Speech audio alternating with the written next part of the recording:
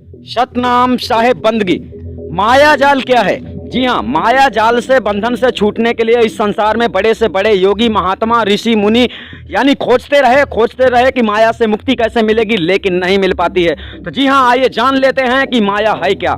माया के अधीन मन है, यानी मन जो है माया का गुलाम है। माया और मन स्त्री पुरुष का स्वरूप है, यानी यह केवल बातें कहने के लिए नहीं है, ये बातें सत्य हैं। निरंजन रूपी मन जो है और माया रूपी जो दुर्गा अष्टांगी मानी जाती है, उसने जो इस संसार में विस्तार कर दिया। ये सब विस्तार जो आपको दिख रहा है संसार में, आप कभी सोचते हैं मुझे वो गाड़ी मिल जाए, आप कभी सोचते हैं मेरा ऐसा बंगला होना चाहिए, आप कभी सोचते हैं मैंने वो नहीं खाया वो खाने को मिल जाए, आप कभी सोचते हैं मुझे उधर घूमने जाना है। अभी मतलब आप सोचते ही रहते हो, चलते ही फिरते रहते हो, यानी माया का गुलाम ये मन है। यानी ये माया का जाल है जो संसार में आपको चारों तरफ दिख रहा है। 10 दिशाओं में जहाँ तक आपको दिखेगा वह माया का ही मंजर दिखाई देगा। ठीक है, अब ये जानते हैं, ये तो हो गया भौतिक द्रव्य दर्शन, यानी भौतिक का दर्शन आपको सामने दिखाई दे रहा है। आपके सामने जहां आप खड़े हो, जहां बैठे हो, उसके सामने आपको जो कुछ दिखाई दे रहा है वो सब कुछ भौतिक माया है। और चलते हैं दिव्य माया, जो अदृश्य माया है। अदृश्य माया यानी शक्ति है। अदृश्य शक्तियां आपके अंदर शरीर में अपना अपना कार्य करती हैं। आपको ऐसा लगता है कि हम कर रहे हैं, बिल्कुल गलत फहमी है आपकी। आप कुछ भी नहीं कर रहे हैं, आपको ऐसा लगता है कि हम कर रहे हैं, क्योंकि इस शरीर का शासन चलाने वाला मन है, यानी कि मन के अधीन आप हो। यानी आपके इस शरीर के अंदर एक आत्मा विराजमान है, और उस आत्मा का कार्य है मानुष दुर्लभ तन पाने का, कि वो सत्य पुरुष परमात्मा की खोज कर ले। लेकिन आपको माया अपना गुलाम बना लेती है, यानी मन को बार बार माया की अपनी ओर खींच लेती है। तो आप सच्चे गुरु को खोज नहीं पाते, अपने जीवन का मतलब नहीं समझ पाते हो कि मैं जन्म किस लिए लिया हूं। इसलिए आप बारंबार यानी गिर जाते हो, दुख तकलीफ होता है, और आप बारंबार 84 में चले जाते हो, यानी जन्म लेने का कोई मतलब नहीं निकल पाता है, क्योंकि आपको माया जाल के बारे में पता नहीं है। तो माया जाल यही है, आपका शरीर में आप बोलते हो, सुनते हो, खाते हो, पीते हो, ये सब इंद्रियों का कार्य है। लेकिन इसमें जो एक चेतन आत्मा बैठी हुई है, उस चेतन आत्मा को सतपुरुष परमात्मा की खोज करने के लिए एक बार यह मनुष्य तन प्राप्त होता है। अगर मनुष्य तन प्राप्त करके आप इसे सतपुरुष परमात्मा के चरणों में नहीं लगाते हैं, यानी सतगुरु की खोज नहीं करते हैं, यानी आदि अनादि मुक्ति पंथ में आप अगर शरण नहीं लेते हैं, भाग नहीं लेते हैं, तो फिर आपकी दशा वही हो जाती है कि आप अगले योनि में दुख भोगने के लिए चले जाते हैं।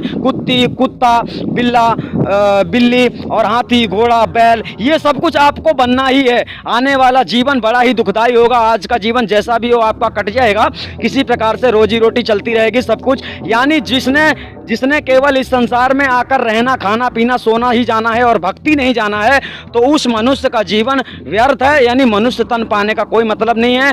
ऐसे मनुष्य को यानी पशु के समान ही जीवन माना जाता है। सदग्रंथों का जवाब है, क्योंकि ये जीवन जिस कार्य के लिए मिलता है, अगर वो कार्य पूरा ना हो तो पशु के समान ही जीना होता है। क्योंकि पशु खाना पीना सोना जागना इतना तो पशु भी करते हैं, पक्षी भी करते हैं। तो यानी मनुष्य दुर्लभ तन को पाकर अपने सतपुरुष परमात्मा की खोज नहीं करता है, जबकि एक मौका है, उस परमात्मा से आप वचन देकर आए हैं, वचन कॉल करके आए हैं कि परमात्मा मैं जाऊंगा, आपकी भक्ति करूंगा, आपको खोजूंगा। लेकिन आप इस संसार में आते हैं तो माया के पुजारी लोग आप लोगों को भ्रमित कर देते हैं। आप सही नहीं समझ पाते हैं कि सच्चा परमात्मा हमारा कौन है। यहाँ हर कोई परमात्मा अपनी अपनी बात करता है कि मैं परमात्मा हूँ और मेरा ज्ञान सही है और मैं तुमको परमात्मा से मिला सकता हूँ। यानी आपको जबरदस्ती झूठी भक्ति करनी पड़ती है, और आप भक्ति करने पर भी आप मंजिल को कामयाब नहीं होते हैं। यानी एक सतगुरु ही आपका सहारा इस संसार में होता है। तो आपको सतगुरु की खोज करनी होती है कि हमें सत्य मार्ग कौन दे रहा है, सच्ची बात कौन सिखला रहा है।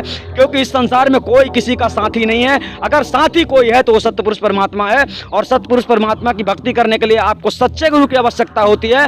अगर आपका गुरु सच्चा नहीं है तो उसे त्यागने में जरा भी आपको डर नहीं करना चाहिए, क्योंकि आप उसे गलत प्रेमी में आप उसे सही मान बैठे हो, जबकि वो गलत था। तो आप समझ गए होंगे माया जाल का जो कर्तव्य है। इस शरीर में सर्वत्र इंद्रियाएं जो काम करती हैं, यह सब किसी मतलब अपनी इंद्रियां जो हैं वो अपने आप ऑटोमेटिक वो अपना अपना काम करती हैं, ठीक है। तो यानी आप जो हो वो अपने आप को पहचानते नहीं हो, इसलिए आप बारंबार माया जाल में फंस जाते हो। आप सदगुरु के चरणों में नहीं जाते, सदगुरु के बताए मार्ग पे नहीं चलते हो, मनमानी करते हो। तो ये जो मनमानी करता है तो मन माया का गुलाम है। हम आपको अच्छी तरह से बता देते हैं, मन माया का गुलाम है। आपके अंतरात्मा में एक चेतन आत्मा है, यानी आपके अंतरात्मा में जो विशेषता है, जो गुण है, उस अपने स्वरूप को, निज स्वरूप को जानने के लिए आपको सतगुरु के चरणों में जाना होता है। अगर तुम उसे जीते जी मानुष तन में रहकर अगर उसे प्राप्त कर लेते हो, अगर उस भेद को जान लेते हो और अगर सतगुरु के चरणों में सतमार्ग पे चल पड़ते हो तो आपका जीवन सार्थक हो जाता है, माया जाल से हमेशा हमेशा के लिए छूट जाता है। आप समझ गए हैं माया जाल क्या है।